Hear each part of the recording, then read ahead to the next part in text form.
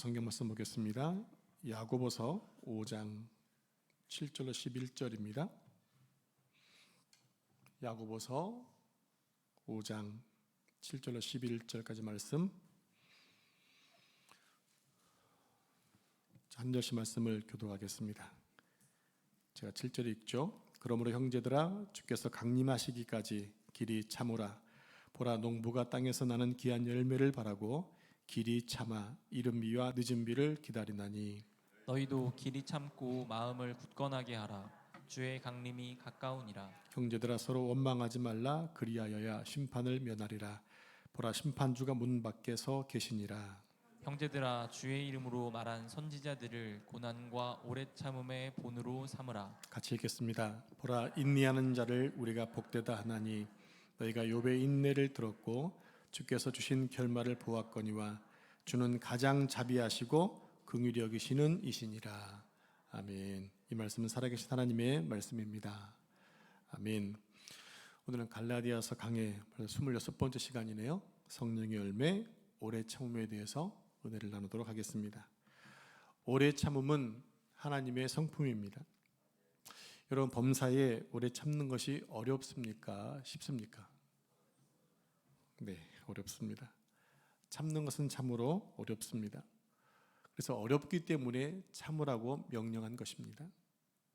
누구나 쉽게 할 수 있다면 이렇게 명령하지 않았을 것 같아요. 또 전혀 할 수 없는 것도 아니기 때문에 참으라고 하신 것입니다. 오래 참음의 의미가 있습니다. 그것은 분노로부터 거리가 먼 감정, 분노로부터 거리가 먼 감정, 즉 분노를 자제할 수 있는 감정, 이게 오래 참음의 의미입니다.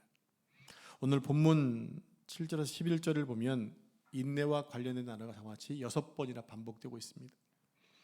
오래 참음은 우리 모든 성도의 가장 필요한, 그리고 가장 중요한 열매라는 것입니다. 현대인들은 너무나 조급하죠. 그죠? 여러분, 많이 조급하지 않나요? 오래 기다리기를 잘 못하는 그러한 세대입니다. 교통신호가 바뀌고 1초 이내에 앞차가 출발하지 않으면 뒤에서 빵빵합니다. 또 비행기가 착륙하자마자 그때부터 선반에 짐을 챙겨서 멈출 때까지 서서 기다리면 어떤 경우는 10분 이상을 서서 기다립니다. 컴퓨터, 인터넷, 스마트폰 빨라야 합니다. 심지어는 명설교의 기본은 짧은 설교라고 합니다. 저도 짧게 하려고 노력하는데 그러면 너무 죄송해서 적당한 시간을 지키고 있긴 한데 그렇다라는 거예요. 짧은 게 좋다라는 거죠. 해외에 나가면 한국인, 또 중국인, 일본인을 잘 구별 못하잖아요, 외국 사람들은. 근데 한국인을 구별하는 3가지 방법이 있답니다. 첫째로, 가이드가 한참 설명하는데 중간에서 끊거나 또 아는 체 하는 사람이 한국 사람이고요. 또 2번째는 식당에서 음식을 빨리 달라고 재촉하고 나오면 10분 내에 먹어치우는 사람이 한국 사람이래요. 또 3번째 사람은 버스나 비행기가 목적지에 도착하기가 무섭게 안전벨트를 풀고 자리에서 일어나는 사람은 대부분이 다 한국 사람이라는 거예요. 여러분, 빨리 그리고 열심히 사는 것은 너무 중요합니다. 게으름보다는 서두르는 게 나을 수 있습니다. 그러나 참아야 할 때는 반드시 참을 줄 알아야 합니다. 왜냐하면 서두르다가 실패하는 경우들이 종종 있기 때문이죠. 오래 참음을 통해서 얻는 유익이 훨씬 더 많습니다. 말도 참지 못해서 함부로 말했다가 상처를 주고받는 경우가 참 많이 있습니다. 또 화를 참지 못해서 비극적인 일까지 생기기도 합니다. 그런데 상대방이 아무리 화가 나서 동동거려도 내가 반응하지 않으면 쉽게 끝나는 경우가 많이 있습니다. 그러나 인생의 많은 문제들이 잘 참지 못함으로 인해서 발생하는 경우가 많다는 거죠. 그러므로 오래 참음의 열매는 너무나 중요한 성령의 열매입니다. 여러분께 간절히 소망하기는 오래 참음의 열매를 맺을 수 있는 여러분에게 축복합니다. 그래서 야고보 사도는 우리에게 인내를 말하면서 농부의 인내를 배우라고 교훈합니다. 우리 함께 7절 말씀을 같이 합독하겠습니다. 시작. 그러므로 형제들아, 주께서 강림하시기까지 길이 참으라. 보라, 농부가 땅에서 나는 귀한 열매를 바라고 길이 참아 이른 비와 늦은 비를 기다리나니. 네, 신앙생활은 농사를 짓는 것과 같이 기다려야 열매를 맺을 수 있는 것입니다. 밭에 씨앗이나 모종을 심었다고 해서 바로 열매가 맺는 게 아니죠. 반드시 시간이 지나야 합니다. 그러므로 씨앗을 심는다는 것은 무엇을 말합니까? 열매를 맺을 때까지 기다리겠다는 마음이 있는 것입니다. 부부관계도 농사와 다름없습니다. 가장 많이 만나고 가장 많이 접하는 관계이기 때문입니다. 부부간에 서로 그래서 먼저 참고 인내해야 됩니다. 참는데 한계가 있어도 참아야 합니다. 부부관계에 있어서 참는 게 한계가 있어도 참아야 됩니다. 그래야 가정이 평안합니다. 배우자에게 불평거리가 있으면 불평하기 전에 내가 잘 내주하고 잘 외주하고 있는지, 그리고 배우자를 위해서 가정을 위해 기도했는지를 먼저 돌아본다면 한계 상황 가운데서도 참을 수 있을 것입니다. 그렇게 참고 기도하고 회개하고 노력하면 좋은 가정이 될 줄로 믿습니다. 세상에서 나름대로 성공했다고 하는 사람들을 돌아보면 어떤 재주나 능력보다도 오래 참는 데서 생겼다라는 말들이 많이 있죠. 재능이 많고 교육을 많이 받고 기회가 많아도 오래 참지 못하면 성공하기가 어렵다는 겁니다. 그래서 성공의 가장 큰 장애물이 뭐냐? 쉽게 포기해버리는 거예요. 그리고 인간관계도 항상 좋을 수만 없기 때문에 안 좋을 때도 서로 참아야 합니다. 참으면 쉽게 갈 수 있는 일들도 참지 못함으로 인해서 상처받고 급기야는 원수가 되는 경우도 있습니다. 이것은 친할수록 더 주의해야 될 항목입니다. 어쩌다 한두 번 마주친 사람에게는 상처를 주고받을 일이 거의 없습니다. 그러나 함께 밥도 먹고 차도 마실 만큼 친한 사람에게서 받는 상처가 훨씬 더 크다고 하는 거죠. 그렇기에 친한 사람끼리 훨씬 더 좋은 말을 해야 되는 거예요. 맞습니까? 자, 오래 참음의 원조는 누구인가? 바로 하나님의 성품에 있다라는 거죠. 오래 참음은 사람에게서 나온 것이 아니라 하나님에게서 나온 거예요. 그러니까 오래 참음은 하나님의 성품이다라는 거죠. 하나님은 오래 참으십니다. 그래서 지금도 참고 계십니다. 우리가 하나님의 자녀가 된 것도 하나님의 오래 참으심의 결과였습니다. 예수님께서 지금까지 오래 참고 기다리고 재림하지 않으신 이유가 어디 있느냐? 오래 참으심 때문입니다. 무엇을 위해서요? 마지막까지 한 명이라도 더 회개하고 돌이키기를 바라는 하나님의 사랑의 마음에 있다라는 거죠. 사도 바울은 사랑장이라고 부르는 고린도전서 13장에서 사랑을 설명할 때 가장 먼저 언급한 사랑의 특징을 뭐라고 얘기하고 있나요? 바로 오래 참음이었어요. 사랑은 오래 참고. 사도 바울은 왜 오래 참는 것을 가장 앞에 두었을까요? 아마도 사도 바울은 사랑을 말하면서 수천 년 동안 참고 인내하시는 하나님의 사랑을 그렇게 생각하고 고백했을 것 같습니다. 여러분, 고린도 교회는 은혜와 은사가 참 많았던 교회입니다. 그런데 아직도 어린아이 같아서 수많은 경쟁심과 제약에 노출되어 있었어요. 금방이라도 책망받고 심판받아야 할 때 교회가 바로 고린도 교회였습니다. 그렇지만 주님은 당신의 몸인 교회였고 당신이 택하신 성도들을 끝까지 사랑하시면서 그들의 시간이 지나면 좀 나아지겠지라는 마음으로 참고 인내하셨다는 거예요. 그것을 사도 바울이 봤다고 하는 거죠. 하나님의 오래 참으심을 가장 쉽게 볼 수 있는 그 기관이 바로 가정입니다. 하나님은 가정을 통해서 하나님의 사랑을 깨닫도록 만들어 놓으셨어요. 특별히 자식을 향한 부모의 모습을 통해서 오래 참으시는 하나님의 마음을, 사랑을 보여주셨다고 하는 겁니다. 부모는 자기 자식들의 실수와 잘못을 보면서도 그래도 언젠가는 좋아질 것을 기대하면서 화가 나도 참고 또 참는 것입니다. 때로는 속이 부글부글 끓어도 참고 인내하며 기다려주는 것이 부모입니다. 다른 사람들이 비난해도 손가락질해도 부모만큼은 기다려주는 거예요. 어떤 상황에서도 부모는 자녀를 끝까지 기다려줄 수 있습니다. 그런 부모들의 일방적인 사랑이 바로 하나님에게서 나왔다라는 거죠. 성도 여러분, 사람이 성숙하기 위해서는요, 기다림과 인내의 시간이 절대적으로 필요합니다. 신앙도 마찬가지입니다. 신앙이 한 번에 크지 않습니다. 꾸준히 말씀을 듣고 배우고 기도하며 예배하며 사랑을 실천해 가다 보게 되면 신앙이 점점 성숙해져 가는 거예요. 그러니까 신앙생활 하신 지 얼마 안 되신 분들 여러분 기다려 줄 수 있어야 돼요. 왜 믿음이 안 크냐라고 이렇게 책망하는 것이 아니라 잘 클 수 있도록 만들어 주셔야 돼요. 내가 믿음의 본도 보여주셔야 되는 거예요. 그렇다면 우리가 오래 참고 기다릴 때 어떤 자세로 기다려야 될까요? 자, 본문 8절 말씀을 같이 합독합니다. 시작. 너희도 길이 참고 마음을 굳건하게 하라. 주의 강림이 가까우니라. 자, 여기서 길이 참되 마음을 굳게 하라고 했습니다. 마음을 굳게 하라. 즉 굳게 고정시키라는 것입니다. 그러니까 마음을 굳게라는 말은 마음을 굳게 고정하라 그런 뜻이에요. 그렇다면 우리의 마음을 어디에 고정해야 하는 걸까요? 네, 우리의 마음을 어디다 고정해야 될까요? 당연히 하나님의 말씀입니다. 말씀에 우리의 신앙을, 우리의 마음을 고정해야 합니다. 여러분 사진을 찍을 때 흔들리면 좋은 사진을 찍을 수가 없습니다. 그리고 흔들리는 차 안에서 멋지게 그림을 그릴 수도 없고 글씨를 잘 쓸 수도 없어요. 아무리 필체가 좋으신 분도 차 안에서 글씨를 쓰면 삐뚤삐뚤해지죠. 네, 그렇습니다. 이처럼 우리의 신앙이 흔들리고 이랬다 저랬다 변덕을 부리면 성장하기가 어렵다는 겁니다. 그렇기 때문에 변함없는 하나님의 말씀에 우리의 마음을 딱 붙들어 매면 우리가 견고해질 수 있다고 하는 거예요. 그리고 우리는 이 마지막 때에 예수님의 재림을 기다리는 신부로서 신랑 되신 주님께 우리의 마음을 고정해야 됩니다. 변함없는 마음으로 주님을 사랑해야 한다는 겁니다.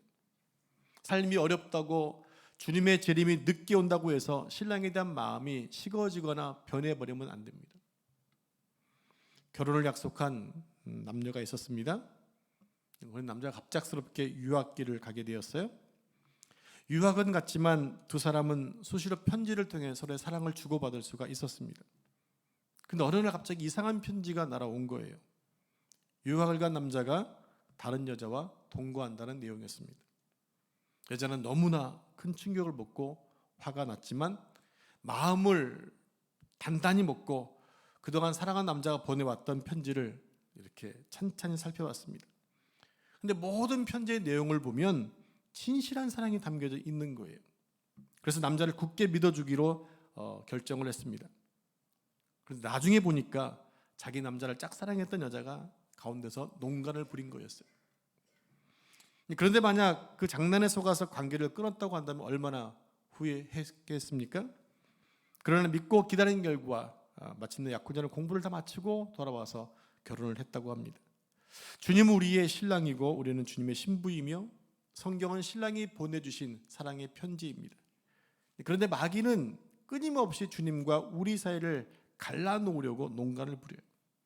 그러므로 우리는 주님의 말씀에 우리의 마음을 단단히 고정시켜서 흔들리지 않도록 여러분 믿어주고 또 기다려줘야 하는 것입니다.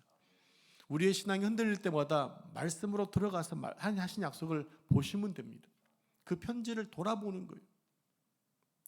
자, 그리고 본문 9절을 보면 원망의 말을 조심하라고 말씀합니다. 원망의 말을 조심하라. 원망은 심판을 초래하기 때문에 절대로 조심해야 될 부분입니다. 우리 함께 9절 말씀을 같이 합독하겠습니다. 시작. 형제들아 서로 원망하지 말라. 그리하여야 심판을 면하리라. 보라 심판주가 문 밖에 서 계시니라. 여러분 사람들이 왜 원망을 할까요? 여러분은 어떨 때 원망하십니까? 나는 잘못이 없고 상대방에게 잘못이 있다고 문제가 있다고 생각할 때 원망을 합니다. 또 내 뜻대로 안 될 때 원망을 합니다. 예레미야 애가 3장 39절 말씀입니다. 살아있는 사람은 자기 죄로 벌을 받나니 어찌 원망하랴. 사람은 자기 죄 때문에 벌을 받는다고 했습니다. 그러므로 누구를 원망할 수 없다는 겁니다. 그러므로 어떤 상황 속에서도 원망하지 말고 자신을 돌아보고 죄가 없는지를 살펴야 한다라는 거예요. 그런데 만약 고난과 어려움이 나의 죄 때문에 온 것이 아니라고 한다면 그것은 나를 성숙시키기 위한 하나님의 계획이다라고 믿으시면 됩니다. 욥이 그런 삶을 살았고 그렇게 고백을 했기 때문입니다. 우리 함께 욥기서 23장 10절 말씀입니다. 같이 크게 한번 읽어볼까요? 시작. 나의 가는 길을 오직 그가 아시나니 그가 나를 단련하신 후에는 내가 정금같이 나아오리라. 아멘. 하나님께서 사람의 걸음을 정하셨다고 말씀하세요. 그러니까 그분이 우리의 길을 가는 것을 아신다라는 거예요. 그가 나를 단련하신다면 내가 정금같이 나오겠습니다. 욥은 극한 상황 가운데서 원망하지 않았습니다. 어떻게 그럴 수 있었을까요? 그것은 바로 하나님의 마음을 알았기 때문입니다. 성도 여러분, 여러분의 뜻대로 일이 잘 풀리지 않는다고 하더라도 짜증내지 마시고 참고 또 참아보시기 바랍니다. 짜증을 참아보라는 거예요. 짜증 나올 때 말을 참아보라는 거예요. 우리가 살다 보면 짜증나는 일이 얼마나 많이 있습니까? 어떨 때는 짜증난다는 말을 반복하면서 사는 사람들이 있어요. 짜증나. 오늘 아침에는 짜증난 일이 없으셨습니까? 집을 나서면서 짜증내고 또 차 안에서 짜증내고 주차장에서 짜증내지 않으셨나요? 그런데 아이 짜증나 하고 짜증을 내면 누가 먼저 듣나요? 본인이 그걸 들어요. 그래서 더 짜증이 나는 거예요. 더 힘들어지는 거예요. 제가 어저께 설교를 준비하면서 이렇게 베란다 나가다 뭘 했는데 제가 원하는 대로 안 돼서 순간 짜증나 그랬는데 그걸 제가 듣고 있더라고요. 제가 설교를 준비했기 때문에 그것이 훨씬 더 이게 강하게 다가왔어요. 임팩트 있게. 그래서 내가 짜증내면 내가 먼저 듣는구나. 내 손해구나라는 것을 느끼게 되었습니다. 그러니까 내 기분이 나빠지는 거예요. 그리고 여전히 변하지 않고 성장하지 않는 내 자신을 바라보니까 더 속이 상하는 거예요. 그러므로 일상에서 짜증난 일이 생겼을 때 그때 나의 인내를 테스트한다고 여기면 또 참다 보면 놀라운 성장이 있을 거라는 생각이 들었습니다. 실제로 있었던 이야기 하나를 소개하겠습니다. 실제로 있었던 일이에요. 여러분 2011년 9월 10일이라면 생각나는 사건이 계신가요? 네, 9.11 테러입니다. 미국 세계무역센터 두 건물이 이슬람 테러로 무너져 많은 사람들이 생명을 잃었던 사건이죠. 그때 아시아인으로는 최초로 세계무역센터 협회 총재에 올랐던 이희돈 박사가 월드 트레이드 센터 회사의 부회장 겸 집행위원으로 워싱턴에 살고 있었었는데 9월 11일 아주 중요한 결정을 두고 밤늦게까지 그 모임에 참석하기 위해서 준비를 하고 늦게 잠이 들었습니다. 침실로 향했는데 평소 몸이 약한 아내가 아침에 마신 커피 때문에 잠을 못 자고 뒤척이고 있는 거예요. 그 모습을 보고 나도 커피를 끊을 테니까 당신도 커피 좀 끊어요라고 짜증내며 잠을 잤습니다. 다음날 아침 늘 습관처럼 마시던 커피를 어젯밤에 아내에게 한 말 때문에 마시지 않고 그냥 집을 나서게 됩니다. 공항에 도착해서 평상시 같으면 바로 탑승했겠지만 이달은 커피를 마시지 못했기 때문에 잠시 커피숍에 들렸는데 커피를 사려는 사람들의 줄이 너무 긴 바람에 또 짜증이 났어요. 그래서 그냥 무엇을 샀느냐? 얼음 가득 채운 딸기 주스를 주문해서 마셨습니다. 그리고 뉴욕 공항에 예정대로 8시에 도착을 했답니다. 그런데 평소 같으면 바로 차를 타고 가야 했지만 조금 전에 마신 이 주스 때문이니 속이 뒤틀려서 화장실에 가는 바람에 15분을 연착하게 된 거예요. 그렇게 15분 늦게 차를 타고 무역센터 건물에 접근하면서 수석 부총재에게 전화를 걸었습니다. 제가 15분 정도 늦겠습니다. 근데 갑자기 통화 중이던 부총재가 불이다! 여길 나가야 한다! 하면서 다급하게 전화를 끊더라는 거예요. 무슨 일인가 싶어서 고개를 쳐들고 위쪽을 올려다 보는데 무역센터 건물에서 연기가 피오르고 있는 것입니다. 그리고 바로 그때 머리 위에 큰 여객기가 날아오더니 한 개의 무역센터 두 번째 건물로 정면으로 충돌하더라는 거죠. 그리고 건물이 우르르 무너졌습니다. 바로 자기 머리 위에서 벌어진 일이었습니다. 그런데 그 비행기가 돌진한 장소가 바로 자신이 모여서 회의할 장소였기 때문에 만약 15분을 지체하지 않았다면 그분은 그 건물 안에 있었을 것이고 아마 생명도 잃었을 거라는 겁니다. 결론적인 이야기지만 아내가 밤새 뒤척인 것, 그래서 짜증난 것, 또 커피 줄이 길었던 것 때문에 짜증났던 것, 또 딸기 주스 먹고 배탈이 나서 15분 늦게 된 것이 그 당시는 매우 짜증스러운 일이었지만 나중에 보니까 어떻더라? 하나님이 살려주시려고 그렇게 시간이 연착되었다고 하는 것들을 깨닫게 되고 그분은 다니던 교회마다 간증을 했다는 이야기가 있습니다. 이처럼 당시에는 손해보고 답답해서 짜증이 나도 시간이 지나고 보면 선이 되는 교우가 얼마나 많이 있는지 모릅니다. 그러므로 무엇인가 막히면 막히는 이유가 있겠지, 안 되면 안 되는 이유가 있겠지라고 마음을 좀 넉넉하게 먹었으면 좋겠다라는 겁니다. 그 순간에 바로 짜증을 내서 자기가 그 소리 듣고 옆 사람은 짜증 소리 들으면 도같이 짜증 나니까 관계가 망가져 버리잖아요. 그때 좀 여유의 마음을 갖고 인내하시면 좋겠다라는 이야기입니다. 무엇보다 환경 가운데서도 오래 참으셔야 되고 하나님께 대한 원망을 하지 않으셔야 한다라는 겁니다. 원망은 하나님의 뜻이 아니에요. 또 그리스도인의 태도도 아닙니다. 원망은 그리스도인의 신앙 성숙을 방해하고 결정적으로 하나님의 크신 축복들을 막아버리게 됩니다. 그래서 특별히 오래 참는 것을 연습할 때 가장 조심해야 될 항목, 그것은 바로 원망입니다. 원망은 내 마음이 하나님으로부터 벗어나고 있다는 것을 나타내는 결정적인 증거가 됩니다. 여러분, 원망하지 마시기 바랍니다. 하나님도 사람도 또 여러분의 배우자와 자녀들도 그리고 성도들을 포함해 그 누구도 원망하지 마시기를 바랍니다. 왜냐하면 그게 죄가 되기 때문에 그래요. 우리 함께 잠언 19장 3절 말씀을 같이 합독하겠습니다. 시작. 사람이 미련함으로 자기 길을 굽게 하고 마음으로 여호와를 원망하느니라. 자, 여호와를 원망하는 사람은 미련한 사람이라는 거죠. 여러분 앞으로 미련한 행동하지 마시길 바랍니다. 원망하고 불평하는 사람은 신앙에 성장하지 않습니다. 그리고 원망과 불평은 자신뿐만 아니라 공동체를 분열시키는 아주 무서운 죄가 됩니다. 그러므로 원망 대신에 뭐 해야 되겠어요? 감사해야 됩니다. 왜냐하면 감사는 치유의 능력이 있기 때문입니다.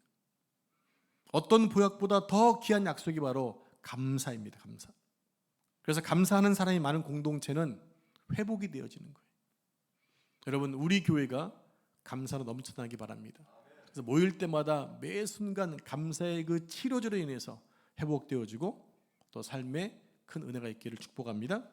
이제 10절 말씀 같이 합독하겠습니다. 시작. 형제들아, 주의 이름으로 말한 선지자들을 고난과 오래 참음의 본으로 삼으라. 아멘. 성경에 나오는 믿음의 선지는 하나같이 뭐하는 사람들이었느냐? 인내하는 사람, 오래 참는 사람들이었다는 겁니다. 아브라함은 이삭을 얻기까지 25년을 기다렸습니다. 요셉은 애굽의 총리가 되기까지 13년을 기다렸습니다. 그리고 다윗도 왕이 되기까지 15년 이상을 기다렸습니다. 더군다나 다윗은 원수를 갚을 기회가 2번이나 주어졌지만 인내하면서 하나님의 때를 기다렸습니다. 믿음의 선진들도 훌륭하지만 인내의 표상은 우리 예수님이십니다.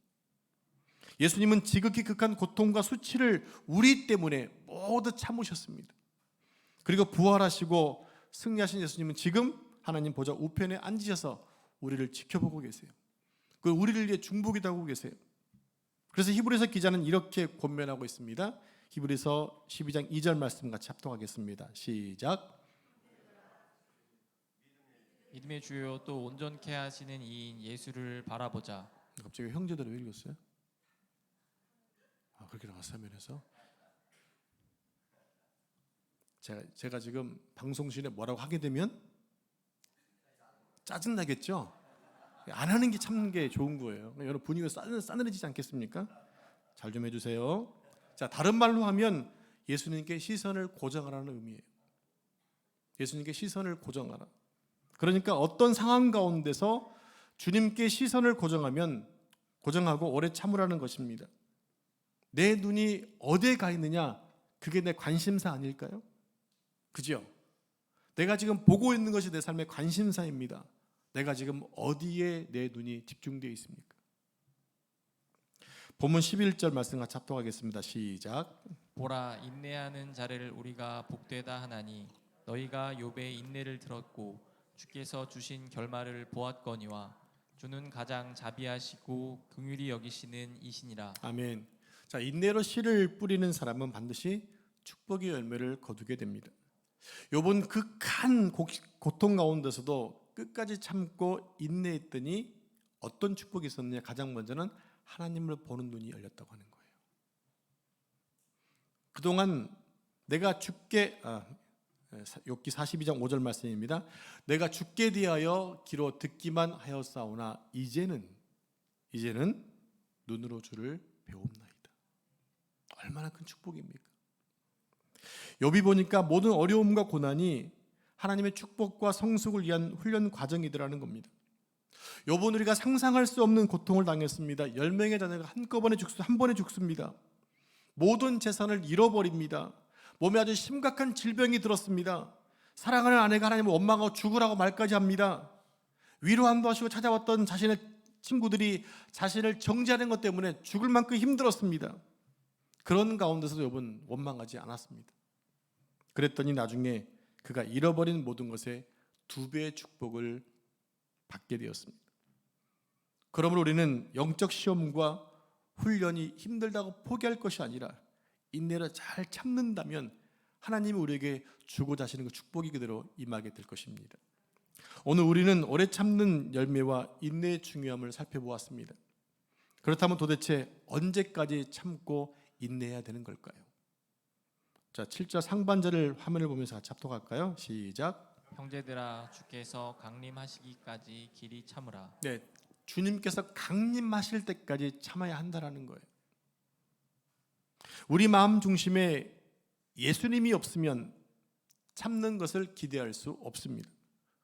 그러므로 우리는 우리의 삶의 마스터키가 되시는 그 주님을 바라보고 그 주님 안에 거하는 삶이 되도록 힘써야 하는 것입니다. 미국 텍사스에서 석유 사업으로 큰 부자가 된 세 친구가 있습니다.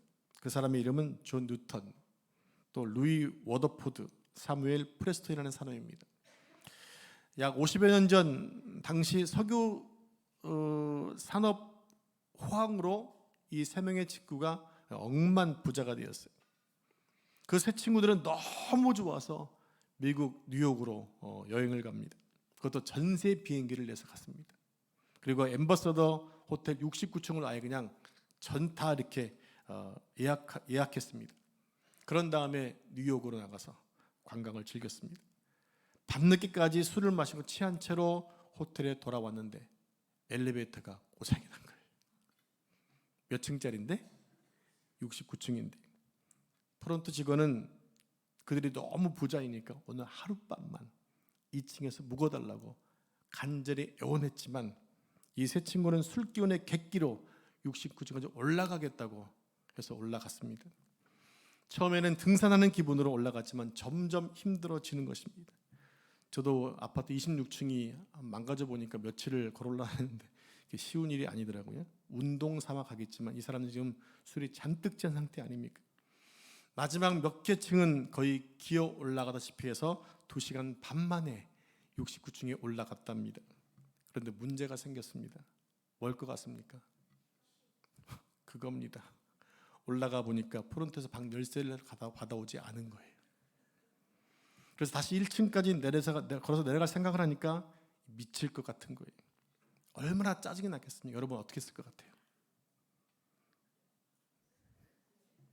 안 봐도 상상이 갑니다. 그렇죠? 그때 마침 구세주가 나타났습니다. 청소하는 흑인 아주머니가 손에 마스터 키를 들고 활짝 웃으면서 객실 문을 열어주었습니다. 그래서 농담 비슷하게 이렇게 말을 하는 거예요. 이곳까지 올라오느라고 많이 고생하셨지만 방 열쇠가 없으면 방에 들어갈 수 없습니다.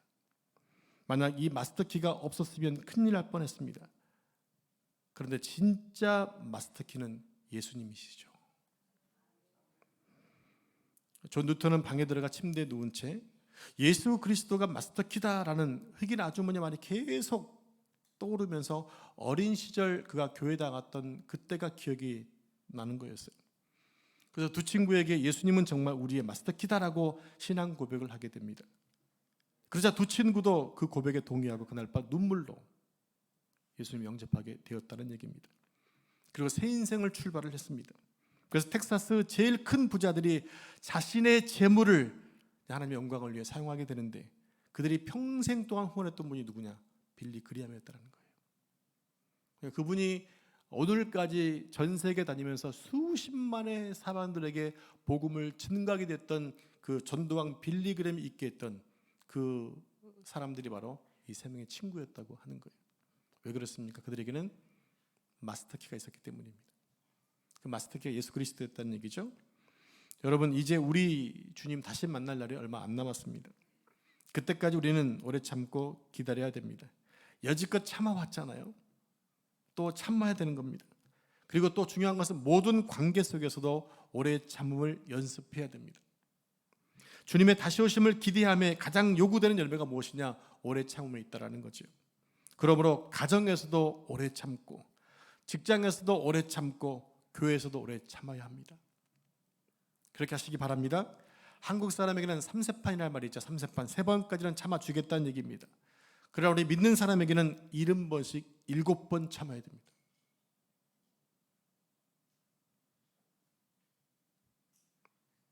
주님께서 그렇게 하라고 하셨기 때문입니다.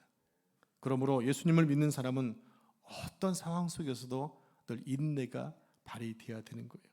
그래서 성인군자라는 말을 들을 수 있어야 됩니다.